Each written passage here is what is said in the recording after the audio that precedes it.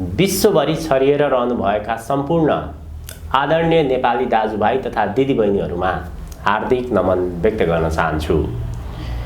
मेरो व्यक्तिगत च्यानलमा यहाँहरूलाई न्यानो अभिवादन तथा स्वागत गर्न चाहन्छु।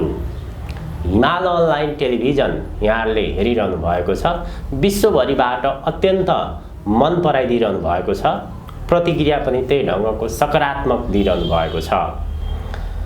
नेपालमा त्यस्ता थुप्रै विषयहरू छन् जुन चाहेर पनि हिमाल अनलाइन टेलिभिजनमा समेट्न सकिएको छैन। खास गरी हिमाल अनलाइन टेलिभिजनमा विशेष गरी राष्ट्रका कुरा, राष्ट्रियताका कुरा, धर्मसँग जोडिएका कुरा बढी हामी प्रसारण गर्ने गर्दछौँ।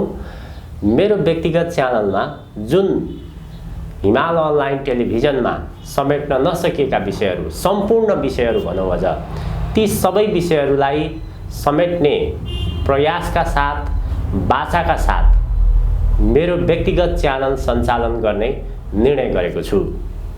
जसरी विश्वभरिबाट हिमाल अनलाइन टेलिभिजन हेरेर मन पराइदिनु भएको छ, प्रतिक्रिया पनि सकारात्मक दिइरहनु भएको छ, त्यसै गरी मेरो व्यक्तिगत च्यानल पनि यहाँहरूले मन पराइदिनु हुनेछ। सल्लाह सुझावको अपेक्षा पनि गर्दछु। यो च्यानल अबबाट नियमित रूपमा सञ्चालन गर्ने मैले बाचा गरेको छु।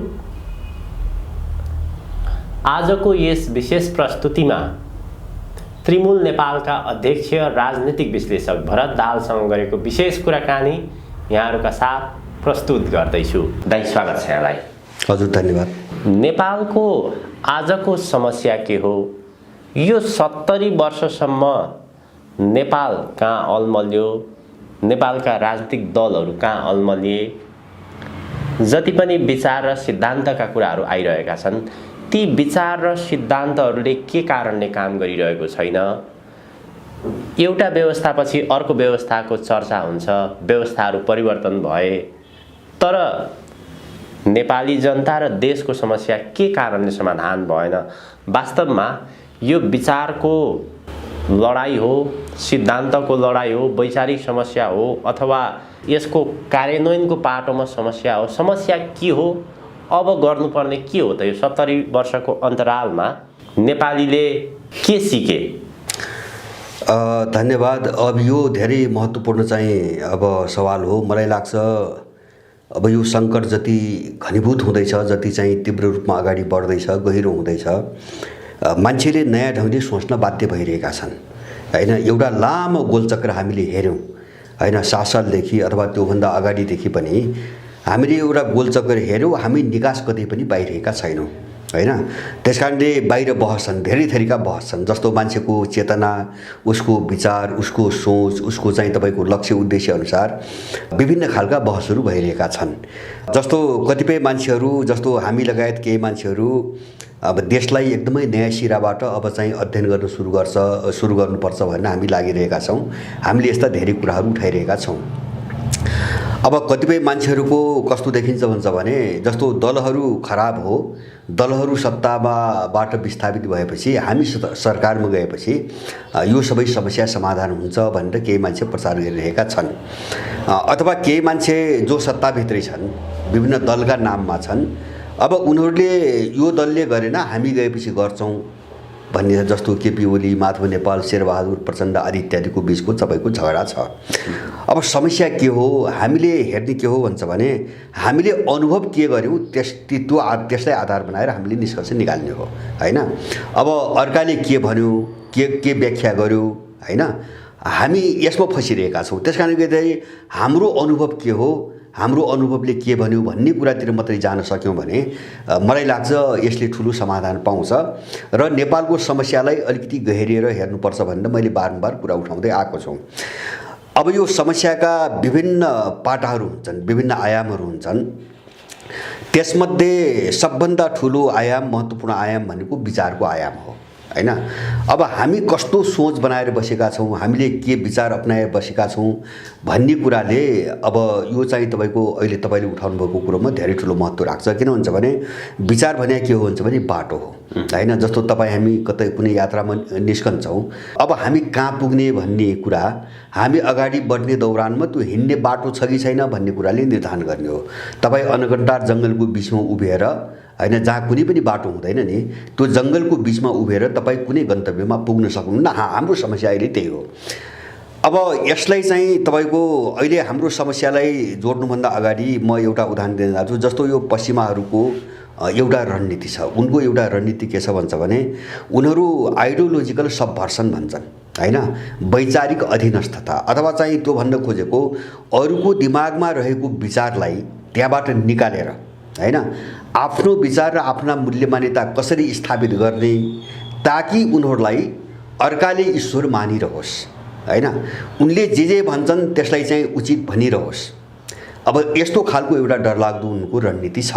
अब त्यो रणनीति अन्तर्गत चाहिँ तपाईँको धेरै हतियारहरू उनले प्रयोग गरे। जस्तो एउटा उदाहरणको निम्ति हामी मेकाले शिक्षा प्रणाली भन्छौँ, जो नेपालमा जो पढाइन्छ नि यो मेकाले शिक्षा प्रणाली हो, इन्डियामा मेकाले शिक्षा प्रणाली हो।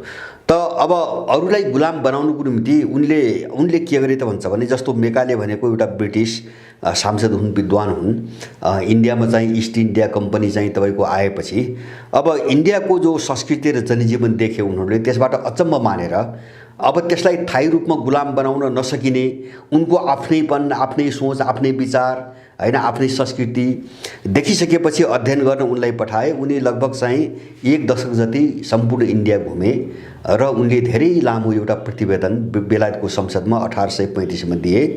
त्यसमा उनले चाहिँ इन्डियाको त्यो बेलाको भारतको रहनसहन, जीवन पद्धति, विचार, मान्छेको जीवन, सारा चिजको धेरै वर्णन गरे हैन, अनौठो मानेर वर्णन गरे। र उनले अन्तिममा एउटा सुझाव के दिए, सार कुरो भन्छ भने हामी बल प्रयोग गरेर अर्को कुनै पनि तरिकाबाट हामी इन्डियालाई गुलाम बनाउन सक्दैनौँ, त्यसको निम्ति एउटै मात्र उपाय हुन सक्छ भनेर उनले आफ्नो सुझाव के राखे भन्छ भने अब इन्डियाका मान्छेहरूको दिमागमा पहिले हाम्रोपन भर्नु पर्यो। यदि इन्डियालाई उपनिवेश बनाउने हो भने त्यसको निम्ति इस्ट इन्डिया कम्पनीले त्यहाँ चाहिँ ब्रिटिस शिक्षा प्रणाली लागू गर्नुपर्छ र अब त्यो शिक्षाबाट हामीले आफ्नो विचार भएको जनशक्ति उत्पादन गर्नुपर्छ र त्यो जनशक्तिलाई नै त्यही इन्डियामाथि आक्रमण गर्ने हतियारको रूपमा हामीले प्रयोग गर्नुपर्छ हैन। त्योभन्दा अर्को उपाय छैन भने अब त्यही अनुसार चाहिँ उनीहरूले रणनीति अगाडि बढाए र अब संसारका धेरै देशमा त्यो मेकालेको नामसँग जोडिएको शिक्षा प्रणाली छ, पश्चिमा शिक्षा प्रणाली, जसले चाहिँ तपाईँ हाम्रो दिमागबाट हाम्रोपन सबै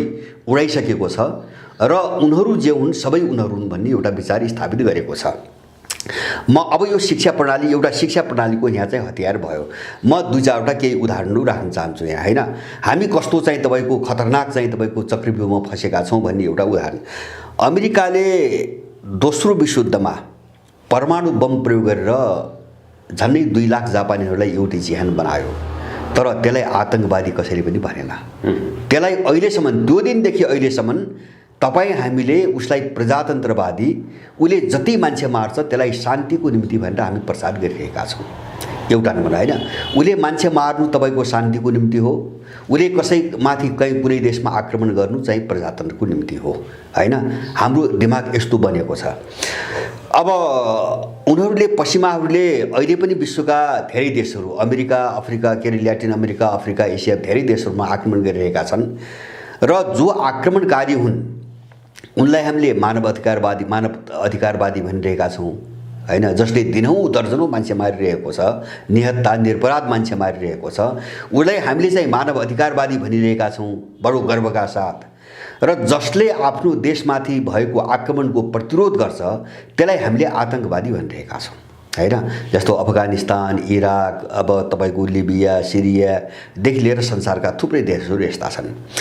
अब अर्को म तपाईँलाई एउटा उदाहरण दिन्छु। जस्तो हामी प्रजातन्त्र भन्छौँ, प्रजातन्त्र भनिरहेका छौँ, जस्तो उनको मूल व्याख्या के हो यो प्रजातन्त्रको भन्छ भने दल खोल्ने, भोट माग्ने र सरकारमा जाने, बस प्रजातन्त्रको व्याख्या यति छ।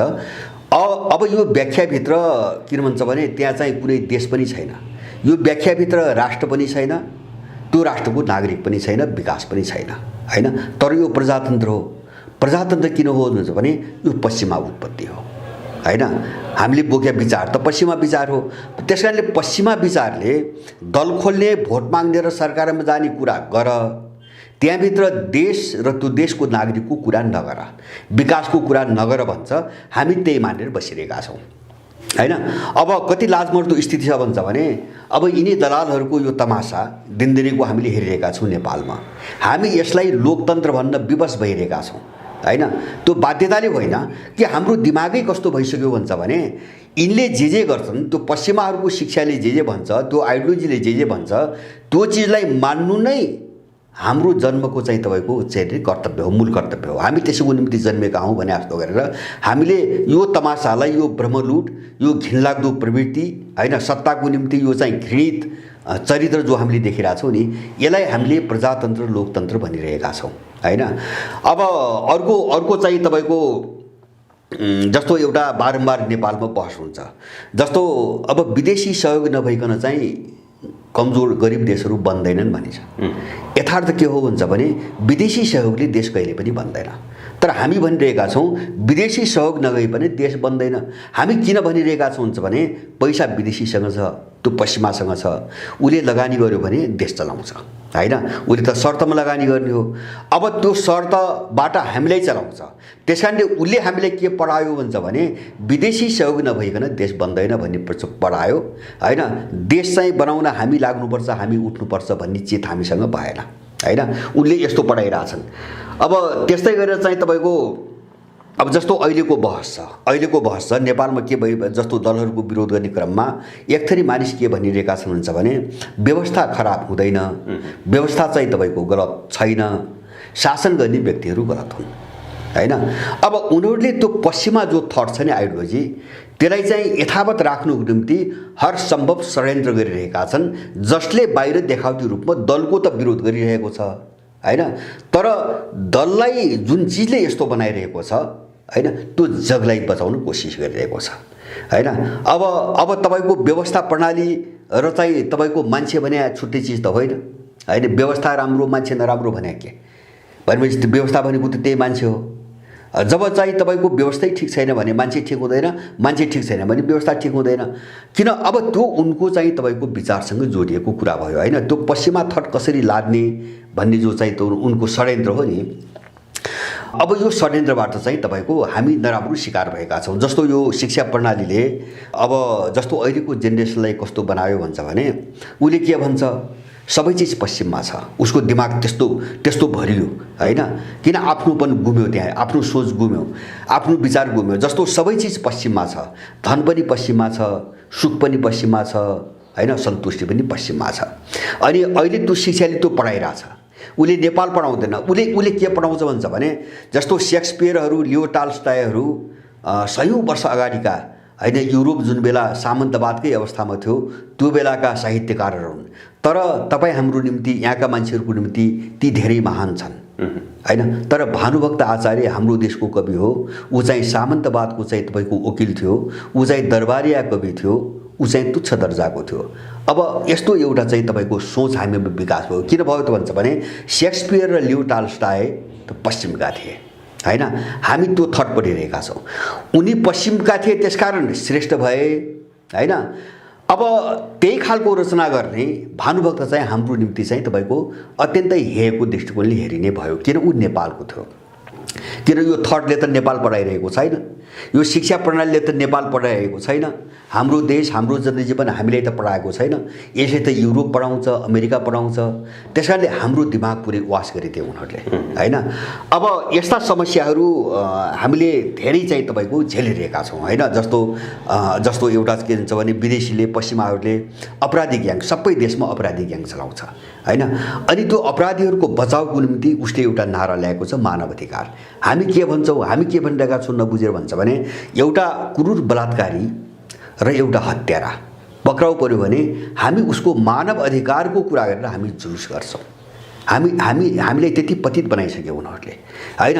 किन त्यो अपराधी उसको सञ्जालभित्रको सदस्य हो, उसले परिचालन गरिरहेको छ। त्यसकारणले उसले त्यो क्रिमिनलहरूको, अपराधीहरूको मानव अधिकार हुन्छ, उसको सम्मान गर्नुपर्छ भनेर पैसा चाहिँ तपाईँको खुवाएर यहाँ मान्छेले जुलुसमा लगाइरहेछ हैन। तर जो खान नपाएर 60 देखि 80 लाख नेपाली चाहिँ आफ्नो घर छोडेर विदेश बस्न बाध्य भइरहेछ, त्यसको रोजगारीको अधिकारको कुरा गर्दैन उनीहरूले। त्यो उनको मानवाधिकारभित्र पर्दैन, किन त्यो त नेपालको मामिला भयो, त्यो त नेपालीको मामिला भयो हैन। उसले चाहिँ तपाईँको भेरी कर्णालीका चाहिँ दुर्गम पहाडी जिल्लामा औषधि खान नपाएर, सीताफल खान नपाएर वर्षेनी मर्ने मानिसहरूको मानवाधिकारको कुरा गर्दैन हैन, किन त्यो यहाँको नागरिकको कुरा हो हैन। जस्तो चाहिँ तपाईँको यत्रो अन्याय छ, जस्तो अहिले पनि चाहिँ देशभित्र यत्रो अन्याय छ, यो व्यथिति छ, मान्छे यस्तो पीर मर्गामा पुर्या छ। एउटा मान्छेले 3 कर तिरिरहेको छ हैन, उसले यो तबकाको मानवाधिकारको कुरा गर्दैन। किन भन्छ भने यो नेपालीको सरकारको कुरा हो, ऊ आफ्नो सरकारको कुरा गर्छ हैन। उसले क्रिमिनलहरूको एउटा गिरोह चलाइ बसेको हुन्छ अपराध गर्नुको निम्ति, उसले त्यसको मानवाधिकारको कुरा गर्छ। त हामी यस्तो खालको एउटा जन्जालमा फसेका छौँ। उनले यस्तो एउटा रणनीति अन्तर्गत गराए हैन, यो आफै भएको होइन, एउटा रणनीति अन्तर्गत उनले गराए ताकि यहाँको जो मान्छे हो नि हैन, अब कुनै पनि देशको जो मान्छे हो नि, त्यो मान्छे पुरै पश्चिमाकरण होस्, सबै श्रेष्ठ त्यही छ। जस्तो अहिले पनि हाम्रो नयाँ पुस्ता कि पुरानै पुस्तामा पनि अब त्यो असर गर्दै गयो। हामी को सोच कहाँ सोच, हामी त के गर्न सक्छौँ हैन। जस्तो विज्ञान चाहिँ पश्चिममै छ, खोज अनुसन्धान पश्चिममै छ, ज्ञान पश्चिममै छ, धन पश्चिममै छ, सुख समृद्धि पश्चिममै छ। त्यसकारणले हामी बिस्तारै बिस्तारै यस्तो भाग्यवादी बन्दै गयौँ। मानव पश्चिमले नै अब हाम्रो जीवन पार लगाउँछ, हामीसँग केही पनि छैन भन्ने सोचमा गयौँ, जबकि यथार्थता यसको विपरीत छ। हामीसँग सबै छ, उनीसँग केही छैन। किन भन्छ भने जस्तो प्रजातन्त्रको मैले कुरा गरेँ नि, प्रजातन्त्र भनेको के चाहिँ, जस्तो उनले भने नि दल खोल्ने, बाकस थाप्ने र चाहिँ सरकारमा गएर वित्तण्डा मचाउने प्रजातन्त्र हैन। हामीले के बुझ्ने, जस्तो हामीले कसरी बुझ्नु पर्थ्यो? प्रजातन्त्र भनेको त के हो भन्छ भने, प्रजातन्त्र भनेको त त्यो देशको मान्छे एउटा सुखसँग सन्तुष्टिपूर्वक एउटा शान्तिपूर्वक अमन चैनको जिन्दगी गुजार्न पाओस्, त्यो हो प्रजातन्त्र हैन। त्यहाँ दल हुन्छ कि हुन्न भन्ने बहस भएन, त्यो सेकेन्डरी। म यहाँ जोड्न चाहन्छु, जस्तै हाम्रो पूर्वीय दर्शन संस्कार संस्कृतिको कुरा गर्ने हो भने यहाँ स्वतन्त्रता छैन र पछिल्लो पुस्ताहरूमा पश्चिमा दर्शन सिद्धान्त यसरी अनुसरण गरेर गएका छन्। संसारमा योभन्दा जाने ठाउँ कहीँ पनि छैन। पश्चिमा दर्शन सिद्धान्त लोकतन्त्र त्यो संसारको उत्कृष्ट व्यवस्था हो र त्यो दर्शन सिद्धान्तमा वैचारिक स्वतन्त्रता छ, मानव अधिकारको कुरा छ, महिला र पुरुष बीचको बराबरको कुरा छ, त्यहाँ भेदभाव हुँदैन, के लाउने के खाने यी यावत सम्पूर्ण स्वतन्त्रता छ। तर पूर्वीय दर्शनमा छैन। वैचारिक स्वतन्त्रता यति उचाइमा पुगेको छ, त्यो नै मान्छेको अन्तिम उद्देश्य र गन्तव्य हो। त्योतर्फ पछिल्ला पुस्ताहरू र केही पुराना पुस्ताहरू पनि त्योतर्फ गएको देखिन्छ।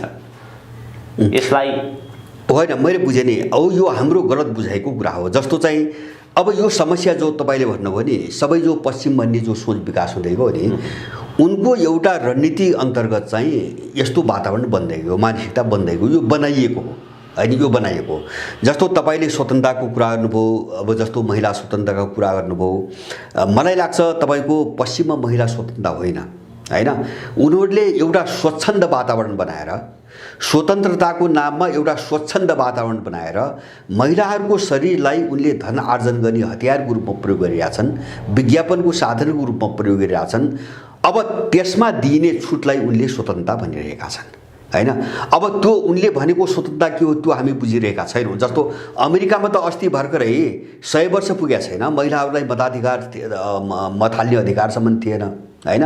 अहिले पनि त्यहाँ चाहिँ तपाईँको दासहरू छन्, जस्तो कालाहरूलाई पुरै दास बनाइएको छ हैन। अहिले पनि युरोपका जुन देशले हाम्रो देशमा हैन जस्तो लैङ्गिक स्वतन्त्रता महिला अधिकारको नाममा पैसा लगानी गरिरहेछ नि, त्यो देशमा अहिले पनि चाहिँ तपाईँको मान्छेहरूलाई आफ्नो चाहिँ तपाईँको काम गर्ने अधिकार छैन। म एउटा उदाहरण दिउँ, मैले त्यही भएर हामीले हाम्रो दिमाग कसरी वास गरे हामीले त्यहाँ ध्यान दिनु जरुरी छ हैन। फ्रान्सले अलि अस्ति भर्खरै मुस्लिम महिलाहरूलाई चाहिँ बुर्का लगाउन र दाढी पाल्न चाहिँ प्रतिबन्ध लगायो हैन।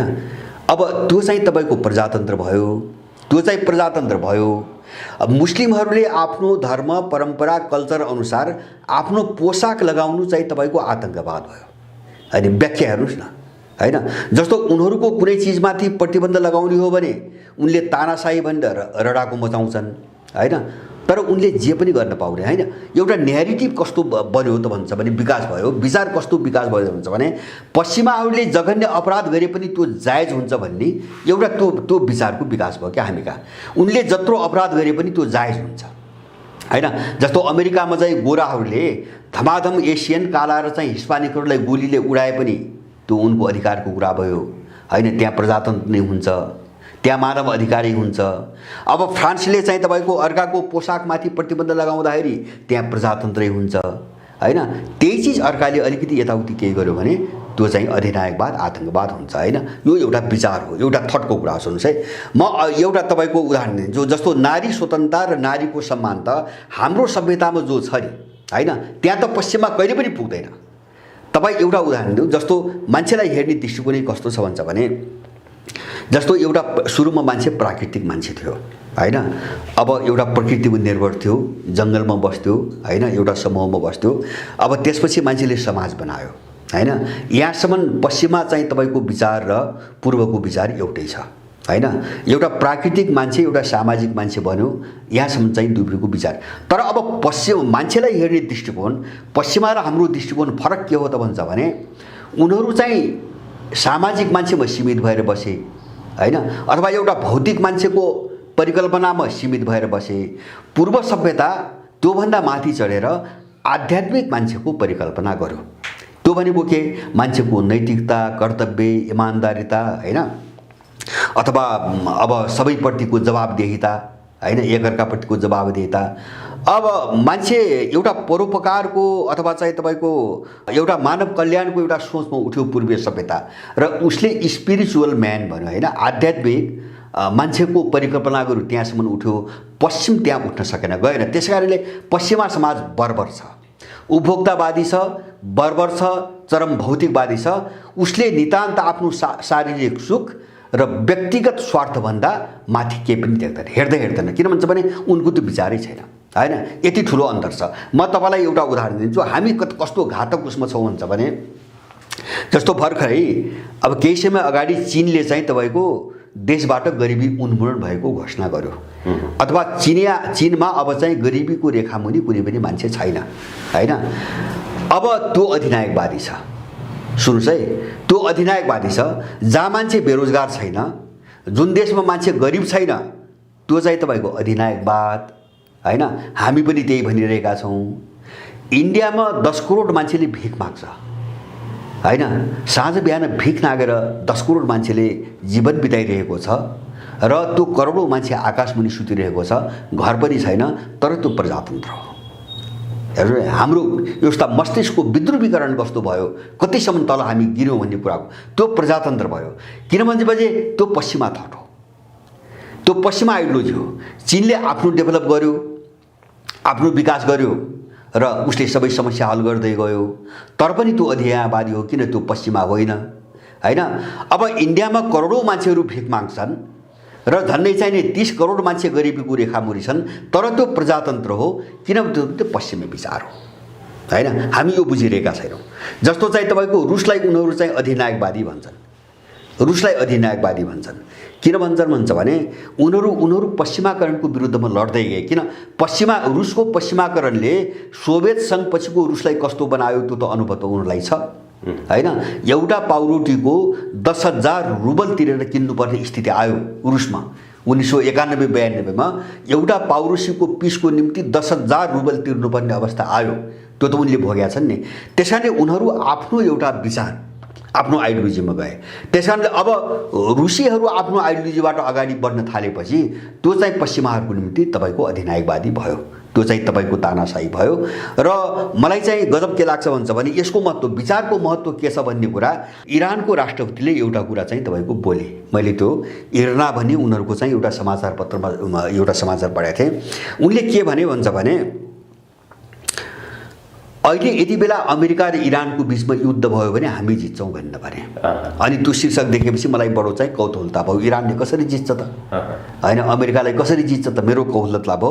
उनले गजबको कारण देखाए। कारण के देखाए भन्छ भने हिजोसम्म हामी जो थियौँ त्यो सबै हामी पश्चिमा थियौँ भने हैन। सोचाइमा, विचारमा, अब हाम्रो चाहिँ राजनीतिक प्रणालीमा हाम्रो विकासको चाहिँ तपाईँको के अरे मोडालिटीमा अब हाम्रो प्रविधिमा समेत हामी सबै पश्चिमा थियौँ। अब त्यस कारणले उनको वर्चस्व थियो, हामी माथि उनको वर्चस्व थियो, हामीले पश्चिमा विचार बोकेका थियौँ, उनको वर्चस्व थियो, त्यस कारणले हामी माथि उठ्न सकेनौँ। तर अहिले हामीसँग जे छ त्यो सबै हाम्रो छ, हाम्रो विचार हो। प्रविधि पनि हामीले आफ्नै विकास गऱ्यौँ, राज्य प्रणाली पनि आफ्नै विकास गऱ्यौँ, विकासको चाहिँ नमुना पनि आफ्नै ढङ्गले अगाडि बढायौँ।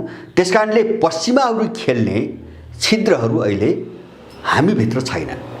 त्यस कारणले यो लडाइँ भयो भने हैन ऊ चाहिँ हार्छ भन्ने भने त्यो एउटा गजबको चाहिँ तपाईँको तर्क हो, गजबको तर्क हो। न विचारको महत्त्व के हो भन्ने कुरा त्यसले पो आउँछ। म तपाईँलाई विचारको महत्त्व के हो, जस्तो नेपालीहरूले आफ्नो ढङ्गले सोच्न सुरु गरौँ, मेरो जोड त्यहाँ छ। यसको महत्त्व के हुन्छ, यो हामी अहिले जे चलिआएको छ नि यो तमासा हैन, यसैलाई चाहिँ मानेरै मात्रै हामी हिँडिराख्यौँ, यसैलाई सबै चिज चाहिँ हो भनेर हामी हिँडिराख्यौँ भने हामी कहीँ पनि पुग्दैन, हाम्रो विनाश मात्रै हो, हाम्रो हात लाग्ने हाम्रो विनाश मात्रै हो। म तपाईँलाई इतिहासका 2-4वटा उदाहरण दिन्छु गजब, यो गहिरिएर सबै नेपालीले बुझ्न आवश्यक छ।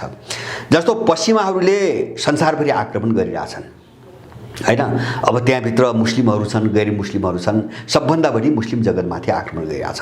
तर एउटा तपाईँ गहिरिएर हेर्नुहोस्, मुस्लिम समुदायमाथि देशमाथि जति पनि आक्रमण भए ती कुनै पनि ठाउँमा पश्चिमा सफल भएन, कहीँ पनि पश्चिमा सफल भएन। कारण के त अन्त सफल भए, त्यसको कारण के, जस्तो इन्डियामा सफल भए हैन, अब नेपालमा पनि एक खालको आक्रमण हो, देश यस्तो अवस्थामा छ हैन। विश्व राजनीतिमा, विश्व इतिहासमा अमेरिकन लगायतका पश्चिमा मुलुकहरूले इन्डिया जस्तो ठुलो राष्ट्रलाई उपनिवेश बनाए, संसारका 70वटा भन्दा बढी राष्ट्रहरूमाथि विजय प्राप्त गरे, उपनिवेश बनाए। तर मुस्लिमहरूमाथि उनीहरूले बारम्बार आक्रमण गरे, तर मुस्लिममाथि उनीहरूले विजय प्राप्त गर्न सकेनन्। यो चाहिँ महत्त्वपूर्ण प्रश्न, एकदमै सकेनन्। जस्तो अहिले अमेरिकासँग साह्रै नजिकको सम्बन्ध भएको भने साउदी अरेबिया हो हैन। अब उनले चाहिँ त्यो खाडीको महत्त्वलाई ध्यानमा राखिकन साउदीसँग राम्रो सम्बन्ध राखे, त्यो आफ्नो ठाउँमा छ। तर साउदी अरबमाथि हस्तक्षेप गर्ने, कन्ट्रोल गर्ने उनको सोच पनि बनाउन सकेनन्, त्यो आँट पनि उनमा आएन हैन। हामीले इराक हेऱ्यौँ, सिरिया हेऱ्यौँ, लिबिया हेऱ्यौँ, अफगानिस्तान हेऱ्यौँ हैन। अब यसको एक मात्र कारण के हो भन्छ भने मुस्लिम आइडियोलोजी जो छ नि हैन, जो इस्लाम आइडियोलोजी जो विचार छ नि, त्यो उनीहरूको आफ्नो विचार छ हैन। त्यसमा चट्टान चाहिँ उनीहरू उभिएका छन् हैन। जो एउटा मुस्लिम स्कुल हो नि, त्यो एकदम आफ्नोपनबाट उत्प्रेरित छ। त्यहाँभित्र पश्चिमाहरूले घुनपुत्तु लगाउन सकेका छैनन्। त्यस कारणले गर्दाखेरि जब त्यहाँभित्र खेल्ने ठाउँ नै नभएपछि हैन, अब बाहिरबाट हुने तपाईँको आक्रमणले मान्छे पराजित हुँदैन।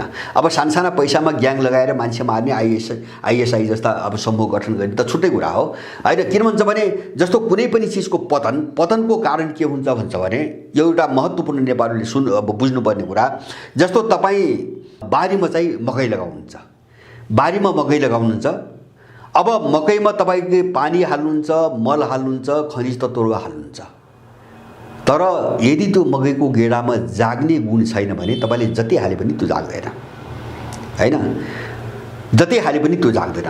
मैले भन्न खोजेको कुनै पनि मान्छेको उत्थान र पतन अथवा कुनै चिज मर्ने र बाँच्ने भन्ने कुरा त्यसभित्रै, त्यो गुण त्यसभित्रै हुन्छ। छैन भने त्यो चाहिँ सकारात्मक चाहिँ तपाईँको गुण छैन अथवा जाग्ने अगाडि बढ्ने गुण छैन भने तपाईँ बाहिर जति सपोर्ट गरे पनि केही लाग्दैन हैन। छ भनेपछि तपाईँले जति रोक्नु खोजे पनि केही लाग्दैन।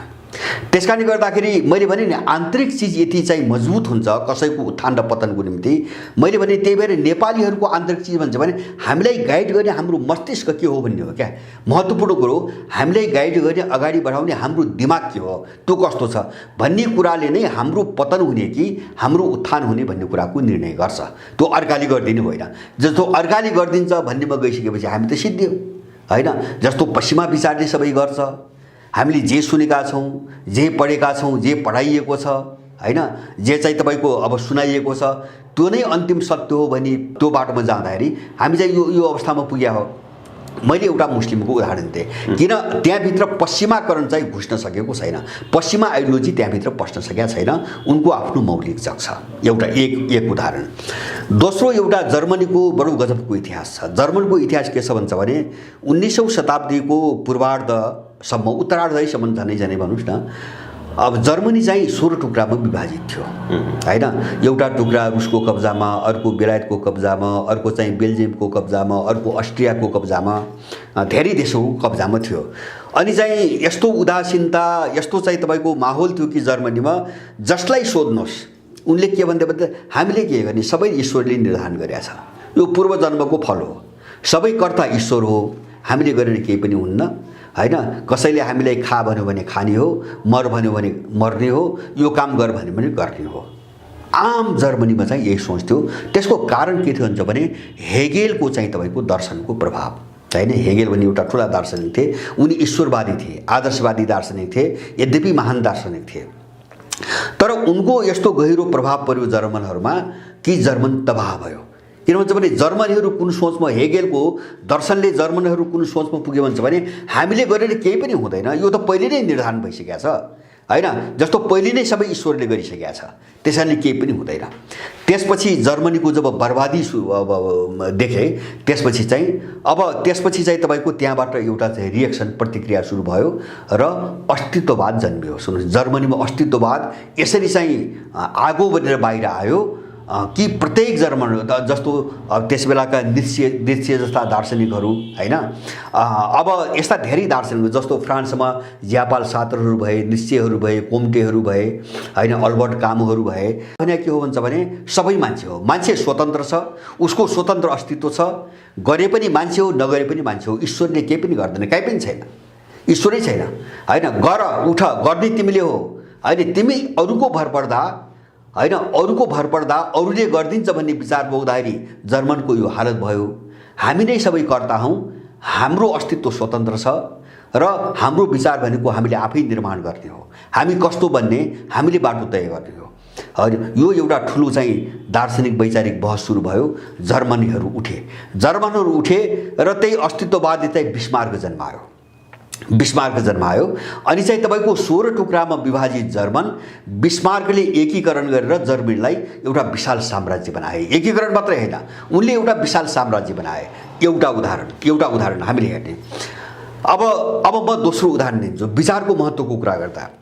अब जस्तो कार्ल मार्क्सले तपाईको एउटा विचार जस्तो सर्वहारावादी विचार, कम्युनिस्ट विचार भने उनले एउटा नारा दिए हैन। एउटा गजबको एउटा नारा के दिए भन्छ भने अब मजदुरहरूलाई भने मजदुरसँग त चाहिँ सम्पत्ति भनेको उसको आफ्नो श्रम बाहेक केही पनि छैन हैन।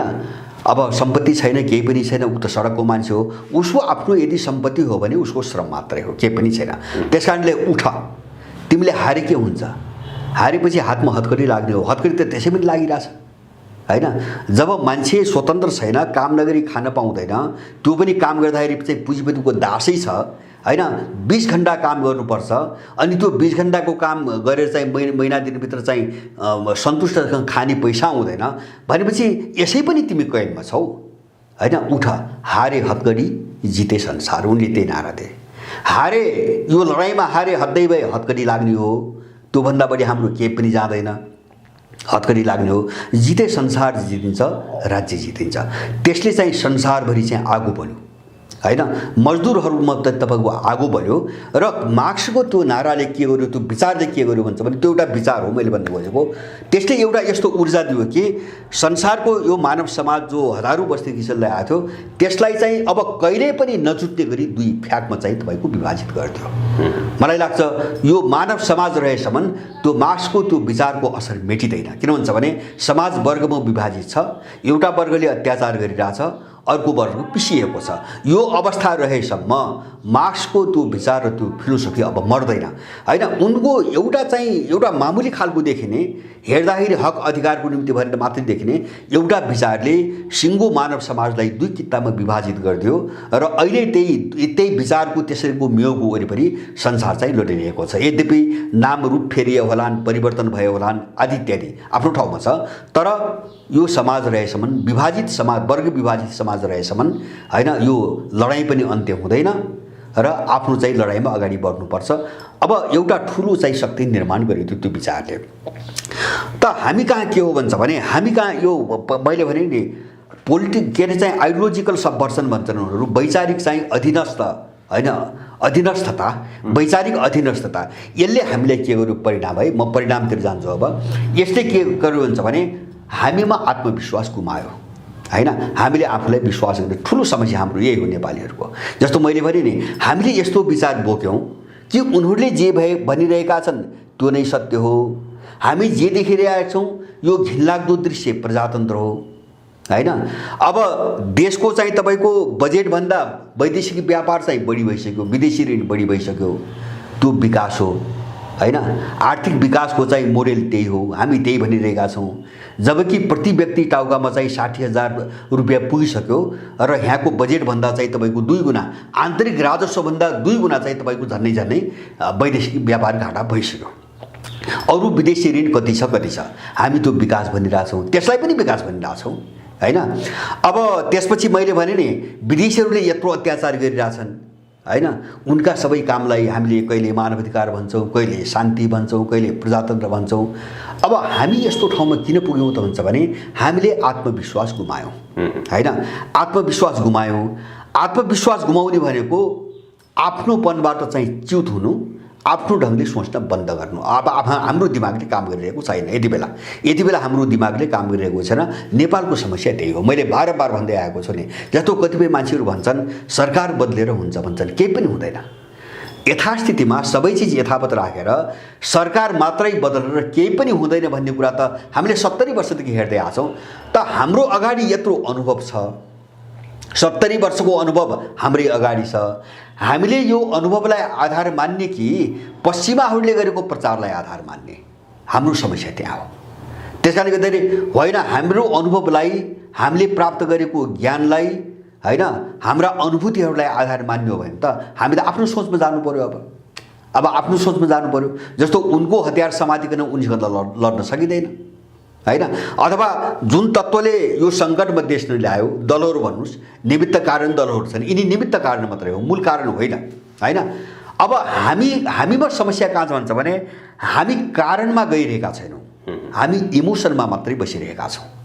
हेर्नुहोस्, इमोसन मात्रै भयो भने त्यसले कारण बुझ्न दिँदैन। जस्तै इमोसन भनेको उत्तेजना बाहिर, जस्तो हामीसँग आवेग छ, जस्तो यस्तो अत्याचार छ नि नेपालमा, एउटा आवेग त छ नि हामीसँग, रिस छ, क्रोध छ, यिनले बर्बाद पारे भने आक्रोश छ, तर हामी केही गर्न सकिरहेका छैनौँ। किन केही सकिरहेका छैनौँ भन्छ भने हामीले यसको कारणै बुझिरहेका छैनौँ। प्रणाली खराब हो, त्यो प्रणालीमा बस्ने मानिसहरू खराब हो भन्ने जान्दै पनि हामीले केही गर्न सकिरहेका हो। उत्तेजना मैले भने हामीले जो विचार बोक्यौँ नि, मैले सबै उदाहरण दिएँ नि, सबै क्षेत्रमा हामीले जो विचार बोकिरहेका छौँ, सोच बोकिरहेका छौँ, समस्या त्यहाँबाट आछ, कारण त्यो हो भने हामी बुझिरहेका छैनौँ हैन। हामीले त्यो जो मूल कारण हो त्यसको बाइ प्रोडक्ट, त्यसले पनि निकालेको अर्को एउटा खराब चिज परिणाम भनौँ न, जस्तो दल र सिस्टम, प्रजातन्त्र भनौँ न, संसदीय प्रजातन्त्र संसारको उत्कृष्ट प्रजातन्त्र हो। उत्कृष्ट किन हो?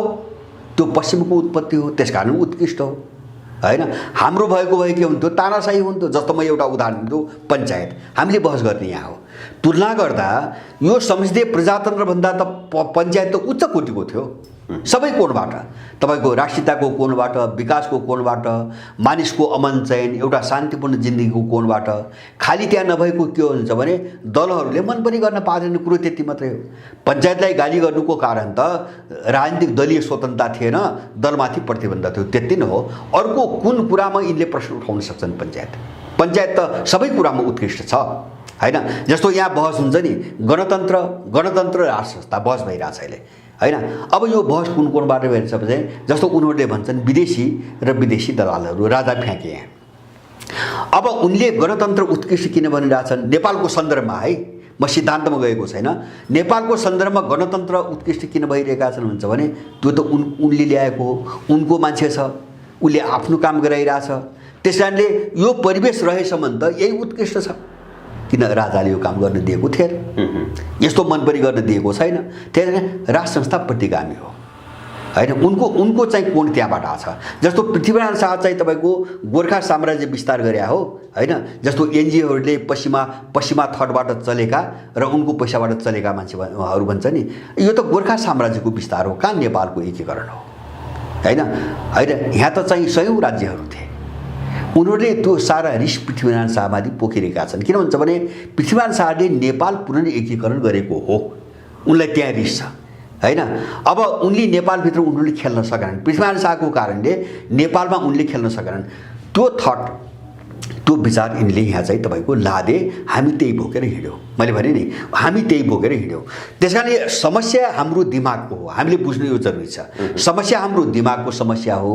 जबसम्म यो जहरलाई हामी मिल्गाउन सक्दैनौँ, मैले भने नि यस्तो घृणित, यस्तो नीच व्यवस्था होइन, यस्तो भद्दा मजाक, यस्तो अपराध, खुलेआम यस्तो अपराध, यसलाई पनि हामी प्रजातन्त्र भन्छौँ भने हाम्रो मृत्यु भइसकेको छ। हामी मान्छे होइनौँ, हामीले यो कुरा बुझ्ने एकदमै जरुरी छ। त्यसकारणले हामीले कस्तो विचार विकास गर्नु पर्यो भन्छ भने यो पश्चिमाहरूको जो के हो र वैचारिक चाहिँ अधीनस्थताको जो चाहिँ रणनीति हो नि, अर्कालाई चाहिँ आफ्नो विचारको गुलाम बनाउने र त्यो दिमागमा भरेर चाहिँ आफ्नो अनुसार चाहिँ आफ्नो स्वार्थमा काम गराउने हो, यो डिजाइनलाई नतोड्दासम्म हामी यो सङ्कटबाट बाहिर निस्कन सक्दैनौँ। हाम्रो समस्या यही छ, मैले बारम्बार उठाएको कुरो त्यही हो। त्यसकारणले अबको विकल्प के भन्ने बहसमा जाँदाखेरि हामी यो सबै बहसमा गएनौँ भने हाम्रो हातमा उही चिज हात लाग्छ होइन, जो अहिलेसम्म हामीले पाउँदै आएको छौँ होइन। जस्तो कहिले काङ्ग्रेस भनेर कुद्यौँ, कहिले एमाले भनेर कुद्यौँ, कहिले माओवादी, कहिले राप्रपा। विचार त उही पश्चिमा विचार थियो, स्कुलिङ त त्यही थियो, कन्सेप्ट त तिनै थिए होइन। नाम मात्र फरक हो, त्यहाँ नाम मात्रै फरक हो होइन, विचार उहिरह्यो, विचार उहिरह्यो भन्नुहोस् न। जस्तो मैले भने नि अब संसदीय प्रणाली चाहिँ अब यस कारणले उत्कृष्ट प्रजातन्त्र किन यो बेलायती उत्पत्ति हो, नेपालको होइन। त्यसकारण म यथार्थ कुरा राख्न चाहन्छु। जस्तै अहिले अधिकांश नेपालीहरूले नेपालमा वास्तविक समस्या के हो, नेपाल कहाँनिर फसिरहेको छ र नेपालको आफ्नो सिद्धान्त, संस्कार, संस्कृति यी सम्पूर्ण गुमेको कारणले गर्दा, पश्चिमा दर्शन सिद्धान्त या लागू भएको कारणले गर्दा हामी गुलाम भइरहेका छौँ भन्ने कुरा उनीहरूले त बुझेका छन्। तर नेपालको आजको वास्तविक समस्या यथार्थ धरातलमा रहेर कुराकानी गर्ने हो भने नेपालमा एउटा वर्ग, यस्तो वर्ग पनि छ जो बिहान बेलुकाको छाप टार्न पनि गाह्रो छ र विदेश नगइकन सुखै छैन उनीहरूलाई। यस्तो कोभिडको अवस्थामा पनि कम्तीमा खाडी मुलुकमा 2 लाख रुपियाँ तिरेर भए पनि विदेश जान तयार छन्। अब अरू अमेरिका, युरोप लगायतको कन्ट्रीमा त 10 लाख रुपियाँ तिर्छन् उनीहरू। एउटा त्यो बाध्यतामा फँसेका छन्। त्यो बाध्यताबाट कसरी बाहिर निस्किने र नेपालको राज्य प्रणालीको विकास निर्माणको कुरा गर्ने हो भने नेपालमा विदेशी शक्ति बिना, विदेशी पुँजी बिना नेपालमा विकास निर्माणको काम सम्भव पनि छैन। त्यस्तो अवस्था यथार्थ सबै कुरो थाहा छ, कहाँ फँसेको भन्ने विषय पनि थाहा छ। तर दैनिक जीवन हुन्छ नि चलाउन, त्यहीँबाट माथि उठ्न सकेका छैन। यो जे जति समस्यामा नेपाली झेलिँदै गएका छन्, पिरोलिँदै गएका छन्, यो समस्याबाट कसरी उठ्ने त भन्ने चाहिँ मुख्य प्रश्न छ। एउटा सुन्नुहोस्, तपाईँले भनेको महत्त्वपूर्ण प्रश्न हो। जस्तो नेपालीले सोच्नुपर्ने के हो भन्छ भने जो विदेशमा जो गए नि, यसलाई हामीले दुईवटा पाटाबाट हेर्नुपर्छ।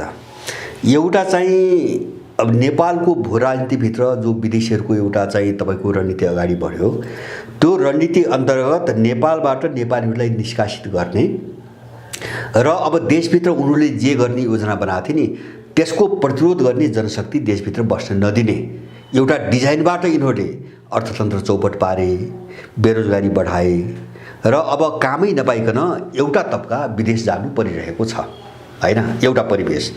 दोस्रो हामीले अर्को हेर्नुपर्ने चिज के हुन्छ भने सबै मान्छे त्यसरी नै विदेश गएका छैनन्। जस्तो हामीले थुप्रै यस्ता ठाउँहरू देखेका छौँ जहाँ चाहिँ तपाईँको उसको अलिकति जमिन छ होइन, काम गर्न सकिन्छ। अब मोटामोटी रूपमा राम्रोसँग श्रम गर्यो भने साँझ बिहान गुजारा चल्छ, त्यो मान्छे पनि विदेश गइरहेको छ, देशमा बसिरहेको छैन। माने श्रमप्रतिको विश्वास टुट्यो, श्रमप्रतिको तपाईँको आस्था टुट्यो, अथवा चाहिँ तपाईँको जिन्दगी भनेको अब बाहिरै जाने हो भन्ने एउटा सोच पलायो हो। त्यो एउटा सुनियोजित वैचारिक आक्रमणबाट भइरहेको छ। किन नेपाल केही होइन भन्ने बनाएको छ यिनीहरूले होइन। जस्तो अहिले त चल्ता पुर्जा हुँदा के भयो भन्छ भने जस्तो सहर बजारको मान्छे घर छ होइन, अब भाडामा चाहिँ घर दिएको छ, अब मोटामोटी महिना दिन चाहिँ चल्ने तपाईँको भाडा पनि आइरहेछ, सारा चिज आइरहेछ, तर पनि ऊ विदेश गएको छ। अब यो कहाँबाट आयो भन्छ भने पहिलो कुरो चाहिँ उनीहरूले के मैले विचारको कुरा गरेँ नि, उनले यस्तो चिज चाहिँ थोपर्दै हाम्रो दिमागमा कि अब संसारभरिको बाहिर हो, देश होइन संसारभरिको बाहिर हो हैन, हामी बाहिरै बस्नुपर्छ, अब सुखी र आनन्दको जीवन भने उही बाहिरै छ, एउटा त्यो सोचले गराइरहेछ।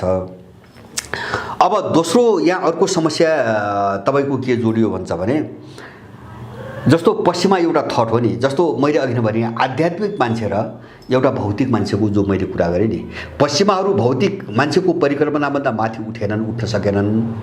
अब हामी यतातिर चाहिँ आध्यात्मिक मान्छेको परिकल्पना गर्छौँ। त्यसकारणले पूर्वीय सभ्यतामा कर्तव्य प्रधान समाज हो पूर्वीय समाज हैन, नैतिकता प्रधान समाज हो हैन, जस्तो चाहिँ तपाईको शिष्टाचार, कर्तव्य, नैतिकता, परोपकार, दान दातव्य आदि मूल्यहरू धेरै छन् पूर्वतिर। पश्चिममा त्यो पाउनुहुन्न। पश्चिममा त कस्तो छ भन्छ भने, एकजना साथी चाहिँ बाहिरबाट भर्खरै आउनु भएको छ, बाहिरबाट नर्वेतिरबाट एकजना हाम्रो साथी आउनु भएको छ। उहाँले भन्नुहुन्थ्यो नर्वेमा कस्तो छ रे भन्छ भने, लोग्ने स्वास्नी चाहिँ तपाईँको अब सँगै हिँडे, दिउँसो कतै खाए, होटल रेस्टुरेन्टमा खाए, अब उसले तिर्यो, कहिले चाहिँ स्वास्नीले तिरी, कहिले लोग्नेले चाहिँ, अनि साँझ घरमा जान्छन् र हिसाब किताब गर्छन् रे, कसको कति खर्च भयो हिसाब किताब गर्छन् रे है। नर्वेको घटना सुनेको मैले।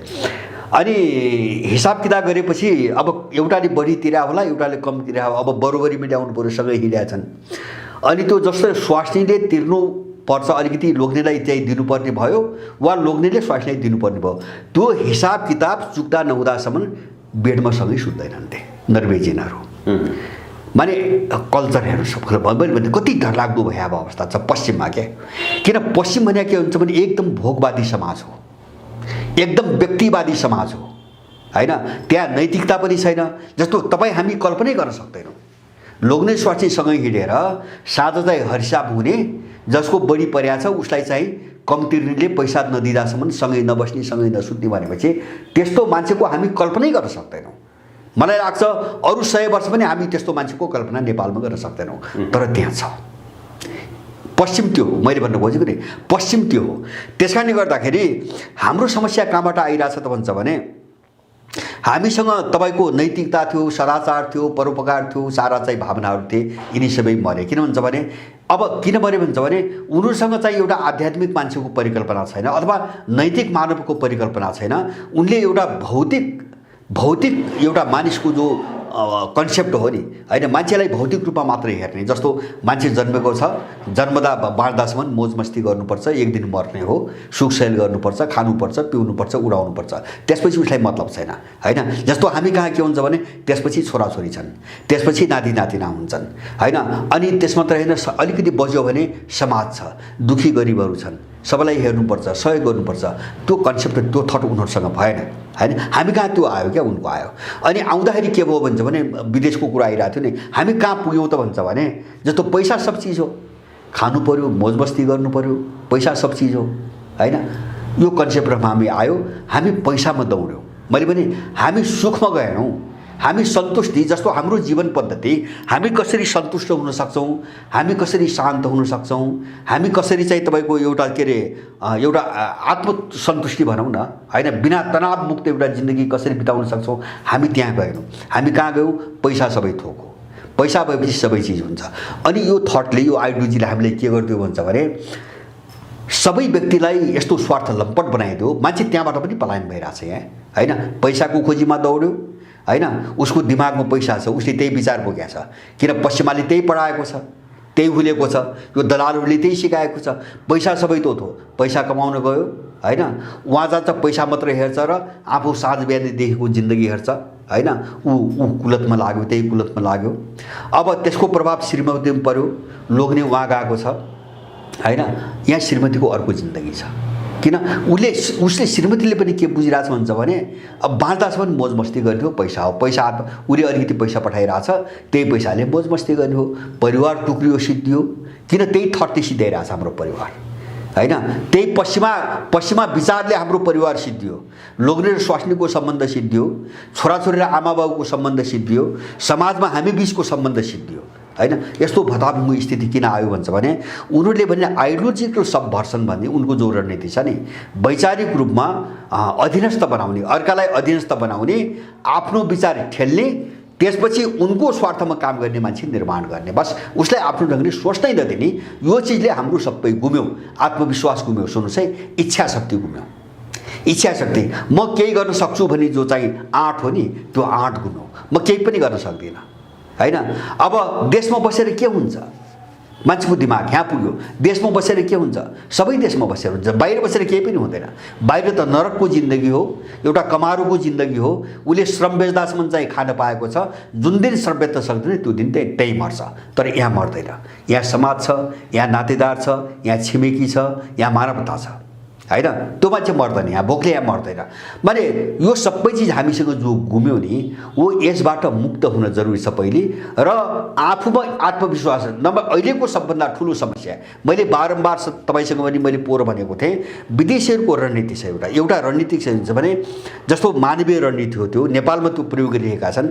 मान्छेलाई अलगावमा पार्ने, पहिले अलगावमा पार्ने, होइन। एउटा विचार आफ्नो ठेस्ने, होइन, गलत विचार चाहिँ तपाईँको भर्ने दिमागमा, मान्छेलाई अलगावमा पार्ने। अलगावमा भनेको के, जस्तो अहिले हामीले वैदेशिक रोजगार भन्छौँ नि, परिवारबाट अलग मान्छे, समाजबाट अलग, देशबाट अलग। अब सबैबाट अलगिएको मान्छेमा निराशा आउँछ, किन एक्लै हुन्छ, होइन। अब यसो दुःख पर्का तनाव भएको बेला कुरा गर्ने मान्छे हुँदैन, होइन। दिनभरि मेसिनमा काम गरेको छ, साँझ गएर सुत्ने हो, होइन। अब पीडा पोख्ने मान्छे छैन, ठाउँ छैन, कोही हेरिदिने मान्छे हुँदैन, आदि इत्यादि। ऊ अलगावमा पर्यो भने उसमा फ्रस्ट्रेसन पैदा हुन्छ। दोस्रो चरण, पहिलो चरण उस मान्छेलाई अलगावमा पार्ने, अलगावमा पारेर दोस्रो चरणमा मान्छेलाई फ्रस्ट्रेट बनाउने, निराशा पैदा गर्ने। अनि अब त्यो मान्छे निराश हुँदै गयो भने उसको दिमागमा एउटा भ्याकुम खडा हुन्छ, एउटा शून्यता खडा हुन्छ, रिक्तता, होइन। उसले अन्धकार केही पनि सोध्न सक्दैन, होइन। जिन्दगी त के पनि छैन जिन्दगी हो। अनि उसको भ्याकुममा चाहिँ उसको जहर भर्ने, उनको जहर भर्ने, होइन। त्यो मान्छेलाई सिद्ध्याउनुको निम्ति एउटा ठुलो चाहिँ विस्फोटक बमको रूपमा प्रयोग गर्नुको निम्ति उनले जे भर्ने हो त्यो खाली ठाउँमा त्यो भर्ने र त्यसलाई चाहिँ विभिन्न अपराधमा प्रयोग गर्ने, विस्फोट गर्ने। अब यो रणनीति नेपालमा चाहिँ एकदम योजनाबद्ध रूपमा लागू भइरहेछ। मैले बारम्बार भनेको छु, वैदेशिक रोजगारीको रणनीतिको एउटा अंश यो पनि हो, होइन। एउटा मानवीय पक्षबाट हेर्दाखेरि मानिसलाई, यहाँको मानिसलाई कस्तो बनाउने भन्ने जो रणनीति हो नि, मैले भने वैदेशिक रोजगारसित दुई तीनवटा कुरा जोडिया छन्, होइन। त्यो थटसँग त्यो मैले विचारकै कुरा गर्छु, मैले त्यहाँ जोडिरहेको छु, होइन। एउटा चाहिँ मान्छेलाई चाहिँ तपाईँको उसको दिमाग खाली गरेर कसरी आफ्नो मिसनमा प्रयोग गर्ने, होइन, आफ्नो विचार गरेर कसरी प्रयोग गर्ने।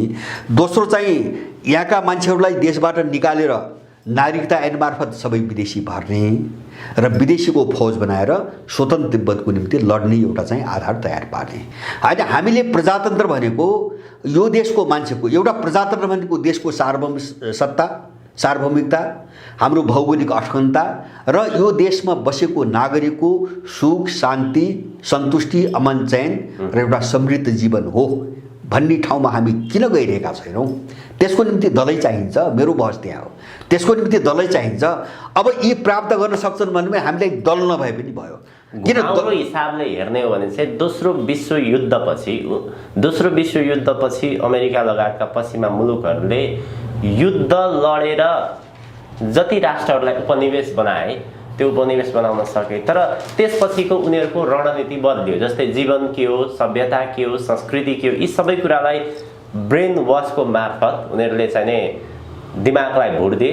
जीवन भनेको एउटा सामान्य जन्मिनु, त्यसपछि रमाइलो गर्नु, मोज मस्ती गर्नु, राष्ट्र के हो, सभ्यता के हो, संस्कृति के हो, मानवता के हो, यी जम्मै कुरामा उनीहरूले ब्रेन वास गर्थे। ब्रेन वास गरे हो। जस्तो आइडियोलोजी उनको भरे, सुन्नुहोस् है, म उदाहरण दिन्छु। जस्तो लैङ्गिक स्वतन्त्रता भने के, जस्तो हामी कहाँ बुझे अब के हुन्छ भने महिलाहरू स्वच्छन्द हुन पाउने, उनले स्वतन्त्रलाई त्यहाँ लगेर गाँच्दै। हेर्नुहोस् है, हाम्रो विचार त्यसरी स्थापित हुँदैछ।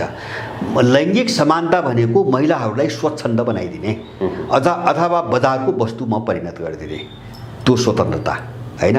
जस्तो अहिले हामी कहाँ कहिलेकाहीँ बहस हुन्छ नि, कतिपय यस्ता आइमाई पनि छन् यस्ता कुराहरू उठाउने, उनलाई जे मन लाग्छ त्यो गर्न पाउनु नै लैङ्गिक समानता हो भन्ने मान्छे पनि यहाँ चाहिँ निस्किरहेछन्, होइन। अब स्वतन्त्रता भनेर हामीले कहाँ पुर्याइदिए त्यो स्वतन्त्रता हो। अब महिलाहरूमाथि जो उत्पीडन छ यसको अन्त्य हुनुपर्छ, तर त्यसको अर्थ त बेग्लै छ, होइन। तर उनले हामीले कहाँ पुर्याएका छन् त्यो भनेको स्वच्छन्दता हो।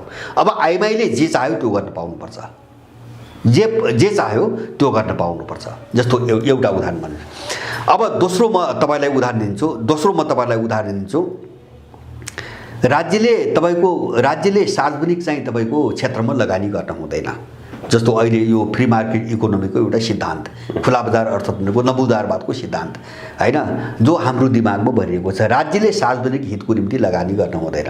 जस्तो कृषिमा फन्डामेन्टल विकासका आधारभूत चिजमा लगानी गर्न हुँदैन।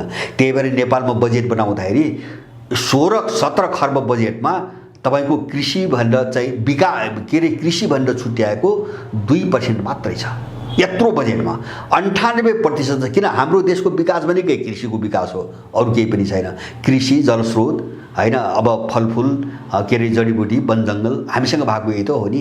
यहाँ चाहिँ बजेटै छैन।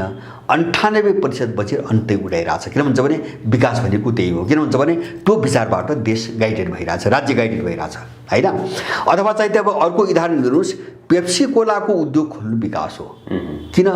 त्यो पेप्सी कोला त्यो विदेशी कम्पनी हो, त्यो लुट्न आएको छ। त्यसैले उसलाई लुटाउने जो उद्योगहरू हुन् त्यो खोल्नु विकास हो। तर पानीको उद्योग खोल्नु हुँदैन हैन। राज्यले त्यहाँ लगानी गर्दैन नि। काठमाडौँमा पानी उद्योग खोल्दैन, राज्यले लगानी गर्दैन। किन? त्यो नेपालीहरूको निम्ति आवश्यक कुरा हो। अब पेप्सीको यत्रो प्रोत्साहन दिएर पेप्सी कोलाको उद्योग किन खोलिरहेछ? त्यो विदेशी कम्पनी हो हैन। त्यसले नेपालमा पैसा लुट्न आएको छ। त्यसकारणले त्यसलाई हामीले विकासको मोडेल मान्नुपर्छ। हो, यसरी हाम्रो दिमाग चाहिँ तपाईँको चौपट बनाइरहेका छन् यिनीहरू। त्यसकारणले हामीले सबै क्षेत्रमा पुनर्विचार गर्नु पर्यो होइन। प्रजातन्त्र के हो? हामीलाई के हो चाहिएको? हामीलाई सुखी, शान्त र सन्तुष्ट जिन्दगी चाहिएको कि यिनी अपराधी ग्याङहरूलाई तपाईँको छाप हानेर होइन उता साउदी अरबतिर लाग्ने जिन्दगी चाहियो? बहस त हुनु पर्यो नि अब होइन। विकास पनि के हो? बहस त गर्नु पर्यो नि। अब किन पोखिरहेका छौँ हामी यिनी चिज हैन, यस्ता चिज? अनि त्यो चाहिँ पश्चिमाले जे भन्यो, उसको थटले जे भन्यो, उसको त्यो त उनको आवश्यकतामा उनले विकास गरे। संसार उनीसँग पैसा थियो, उनी बलिया थिए। त्यसैले संसारलाई लुट्नको निम्ति जे विचार चाहिँ ठेल्दा, विकास गर्दा दुनियाँलाई लुट्न सकिन्छ, उनले त्यही विकास गरे हो। हामी त्यसको पछि लागेर सिद्धिएका छौँ। त्यसैले नेपालको यो समस्यालाई गहिरिएर हेर्नुपर्छ। लडाइँ हाम्रो विचारमै हो। किन? त्यो विचारको टुङ्गो जबसम्म लाग्दैन नि, हामी अगाडि बढ्ने बाटो चाहिँ स्पष्ट हुँदैन। हामी नेपाली भएर सोच्न सुरु गर्नुपर्छ सबै चिजमा। यति भयो भने पनि मात्र यति काम हामीले गरिदियौँ भने मलाई लाग्छ हामीले आधा लडाइँ जित्छौँ। हाम्रो दिमाग ठाउँमा ल्यायौँ भने हामीले आधा लडाइँ लड्छौँ। आफ्नो ढङ्गले सोध्न ठोक्यौँ भने यिनीहरू आधा पराजित हुन्छन्। नेपालको योभन्दा अर्को निकासको बाटो मैले देख्दिनँ। हस्, अत्यन्त धेरै धन्यवाद दाइ यो महत्त्वपूर्ण संवाद र समयको लागि। हजुर, धन्यवाद यहाँलाई।